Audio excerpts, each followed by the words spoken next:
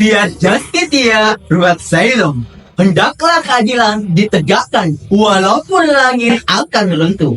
Assalamualaikum warahmatullahi wabarakatuh. Salam sejahtera bagi kita semua. Salam, Om Swastiastu, Namo Buddhaya, salam kebajikan.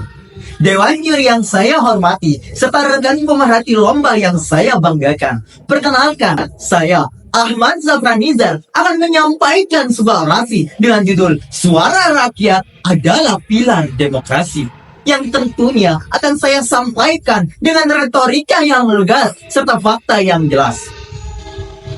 Saudara-saudara, sebangsa dan juga setanah air, hari ini saya berdiri di sini bukan hanya untuk membicarakan tentang demokrasi, tetapi untuk mempertanyakan apakah negara kita benar-benar negara hukum yang demokratis?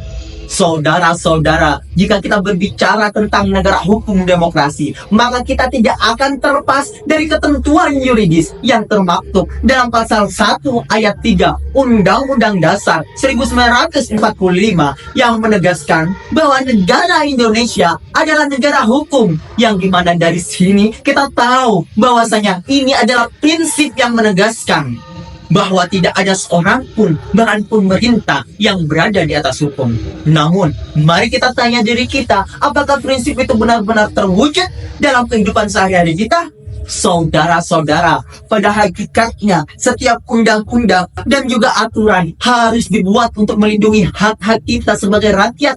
Namun kenyataannya, apa yang terjadi ketika undang-undang malah mengkhianati kepercayaan kita? Contohnya saja, kita bisa lihat undang-undang cipta kerja yang disebut Omnibus Law, yang dimana tujuan undang-undang ini dirancang untuk mempercepat investasi. Tetapi saudara-saudara, apakah undang-undang tersebut memang dibuat untuk kepentingan rakyat? Pada faktanya, tidak. Karena banyak sekali pasal-pasal yang justru merugikan untuk rakyat. Undang-undang ini prosesnya sangat tergesa-gesa, minim keterlibatan publik, dan hasilnya banyak yang merasa kehilangan pekerjaan. Bukankah hukum seharusnya transparan dan inklusif? Tidak hanya itu, kita juga punya Undang-Undang ITE yang seharusnya mengatur informasi dan transaksi elektronik, namun sering sekali disalahgunakan untuk membungkam suara rakyat. Ini jelas bertentangan dengan prinsip demokrasi kita, yang di dalamnya terdapat kebebasan berpendapat yang dilindungi oleh Undang-Undang Dasar 1945 pasal 28E ayat 3.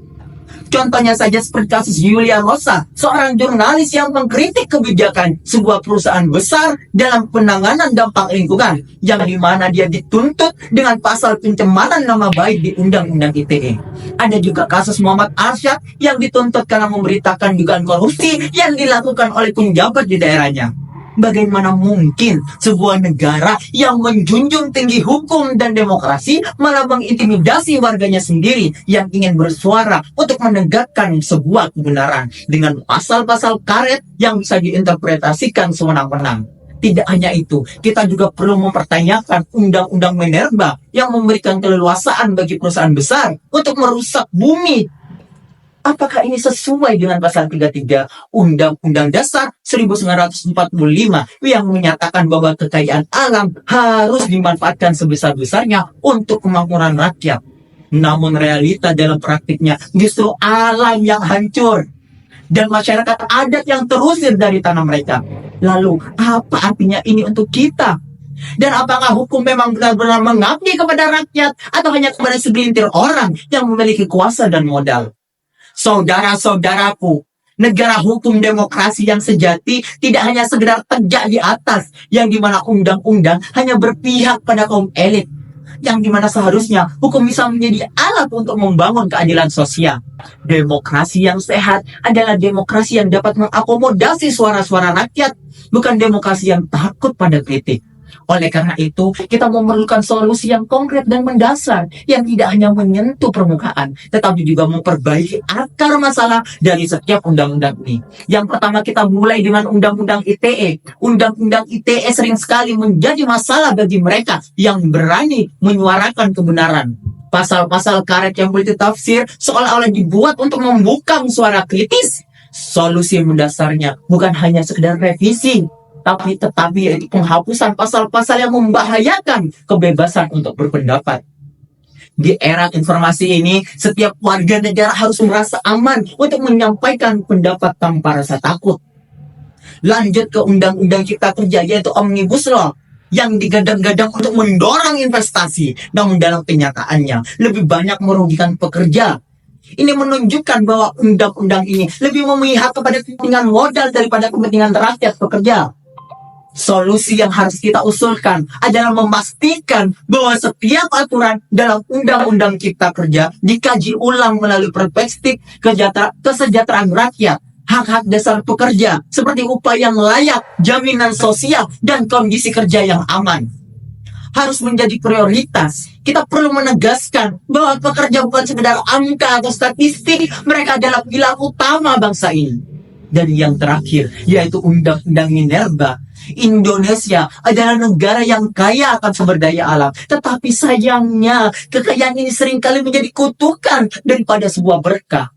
Undang-undang ini seringkali digunakan untuk memperkaya segelintir orang dan mengorbankan lingkungan serta kehidupan masyarakat lokal. Solusi mendasarnya adalah menerapkan kebijakan yang keberlanjutan, yang tegas. Setiap perusahaan tambang harus diwajibkan untuk memperbaiki kerusakan yang mereka timbulkan. Dan kita harus berani menegakkan sanksi yang berat bagi yang melanggar. Selain itu, kita harus mendorong kebijakan energi terbarukan yang lebih ramah lingkungan dan menguntungkan jangka panjang bagi rakyat Indonesia. Saudara-saudaraku, ketiga solusi mendasar untuk tiga masalah besar ini hanya bisa terwujud jika kita semua bersatu.